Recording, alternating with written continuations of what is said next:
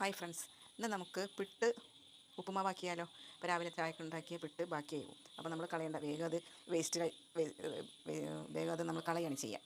എല്ലാവർക്കും എളുപ്പമാണല്ലോ ഭക്ഷണ സാധനങ്ങൾ കളയാൻ. അപ്പോൾ അതിന് നമുക്ക് കളയാതെ എന്താ ചെയ്യുക, രാത്രിത്തേക്ക് പിട്ട് കഴിച്ചാൽ ഗ്യാസിൻ്റെ പ്രശ്നം അതൊക്കെ ഉണ്ടാവും. അപ്പോൾ നമ്മളെന്താ പിട്ട് കളയേണ്ട, അത് നമുക്ക് ഉപ്പുമാവാക്കി വൈകുന്നേരം ചായക്കോ ഒക്കെ നമുക്ക് കഴിക്കാം. അതിന് വേണ്ട സാധനങ്ങളാണ് പറയണത്. സവാള, ഇഞ്ചി, കറിവേപ്പില, ക്യാരറ്റ്, പച്ചമുളക് പഴുത്തതാണെന്നുള്ളൂ അങ്ങനത്. പിന്നെ കടുക്, വെളിച്ചെണ്ണ, പിന്നെ പിട്ട് ബാക്കിയതാണത്. അപ്പോൾ ഞാനത് ചെയ്ത് ഇത്തിരി ഉപ്പുവെള്ളം കൂട്ടിയിട്ട് ഉപ്പുവെള്ളം കുടഞ്ഞിട്ട് ഒന്ന് കുഴച്ച് വെക്കുക. പൊടിയായിട്ട് ഇങ്ങനെ നല്ലത് പുട്ടിൻ്റെ പൊടി പോലെ തന്നെ ആക്കി വെച്ചാൽ മതി. കുറച്ച് ഉപ്പുവെള്ളം കുടയും. നമ്മൾ പുട്ടിന് കുറച്ച് ഉപ്പ് കുറച്ചിട്ടല്ലേ എടുക്കുള്ളൂ. ഉപ്പുമാവിനാകുമ്പോൾ കുറച്ച് ഉപ്പ് ഇത്തിരി അധികം വേണമല്ലോ. ഉപ്പൊന്ന് മുന്തി നിൽക്കണമെന്നാണ് പറയാം. അപ്പോൾ നമ്മളെന്താ ചെയ്യുക, ഇത്തിരി ഉപ്പുവെള്ളം കുടഞ്ഞിട്ട് ആ പുട്ട് നല്ലപോലെ കുഴച്ച് വയ്ക്കുക. എന്നിട്ട് ചട്ടി ചൂടാക്കിയിട്ട് നമുക്ക് വെളിച്ചെണ്ണ ഒഴിച്ച് ചട്ടി ചൂടായി കിടക്കുന്നുണ്ട്. നമുക്ക് കടുക് അതിലിടാം.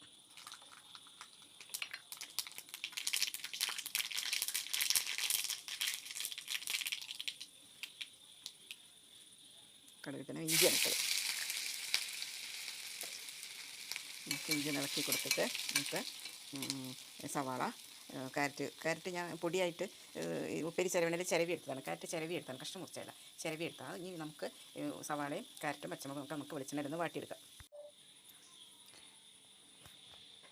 ഇതാ നമ്മളെ ഉപ്പുമാവ് ചീനച്ചട്ടിയിൽ കടുക് പൊട്ടിച്ച് ഇഞ്ചി ഇട്ട് അതിന് ശേഷം സവാള പിന്നെ വഴറ്റിയെടുത്ത് അതിന് ശേഷം ക്യാരറ്റ് ഇട്ട് പച്ചമുളക് ഇട്ടിട്ട് നമ്മൾ കുഴച്ച് വെച്ച പിട്ടിൻ്റെ പൊടിയില്ലേ, പിട്ട് നല്ലോണം കുഴച്ച് ഉപ്പിൻ്റെ വെള്ളം കൂട്ടി കുഴച്ച് വെച്ചില്ലേ,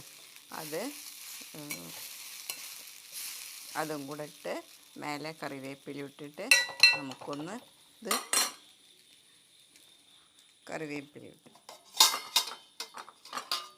നമുക്കത് മൂടി വയ്ക്കാം. ഒരു 5 മിനിറ്റ് നമുക്കൊന്നതൊന്ന് മൂടി വയ്ക്കാം, സിമ്മിലാക്കി വയ്ക്കാം.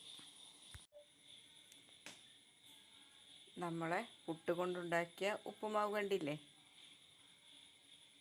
അതുകൊണ്ട് നമുക്ക് പുട്ട് കളയാതെ നമുക്ക് ഇങ്ങനെ ഉപ്പുമാവാക്കി കഴിക്കാം. കണ്ടോ.